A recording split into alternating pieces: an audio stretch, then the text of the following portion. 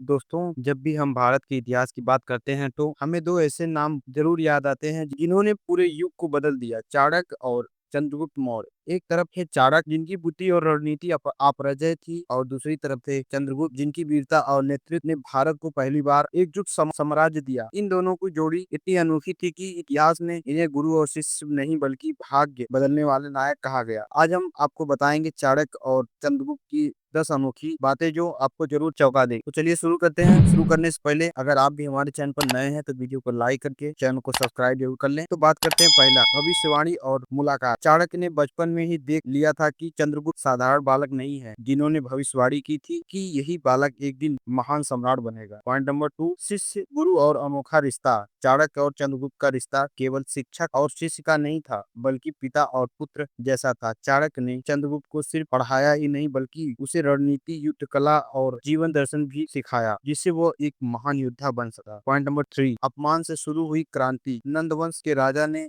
चाणक्य का अपमान किया। उसी दिन चाणक्य ने प्रण लिया कि वह नंद वंश का अंत करेगा और एक योग्य शासक को गद्दी पर बैठाएगा। यहीं से चाणक्य की चंद्रगुप्त की यात्रा शुरू हुई। पॉइंट नंबर 4, जंगल से सिंहासन तक। चंद्रगुप्त एक साधारण परिवार से थे, लेकिन चाणक्य की शिक्षा और रणनीति ने उसे जंगलों से उठाकर मौर्य साम्राज्य का पहला सम्राट बना दिया। पॉइंट नंबर 5, कूटनीति के मास्टर। चाणक्य ने चंद्रगुप्त को सिखाया कि युद्ध सिर्फ तलवार से नहीं बल्कि दिमाग से भी जीता जाता है। यही यही कारण था कि मौर्य साम्राज्य इतना विशाल बना। पॉइंट नंबर 6, सिकंदर की हार में योगदान। इतिहासकार मानते हैं कि सिकंदर के भारत से लौटने के पीछे चाणक्य और चंद्रगुप्त की रणनीति ने बड़ा रोल निभाया। उन्होंने यूनानी सेनाओं के खिलाफ विद्रोह को हवा दिया। पॉइंट नंबर 7, पहला अखिल भारतीय साम्राज्य। चंद्रगुप्त मौर्य भारत के पहले सम्राट बने, जिन्होंने उत्तर से लेकर दक्षिण तक और पूरब से लेकर पश्चिम तक विशाल साम्राज्य स्थापित किया। यह सपना चाणक्य ने दिखाया था। पॉइंट नंबर 8, अर्थशास्त्र की रचना।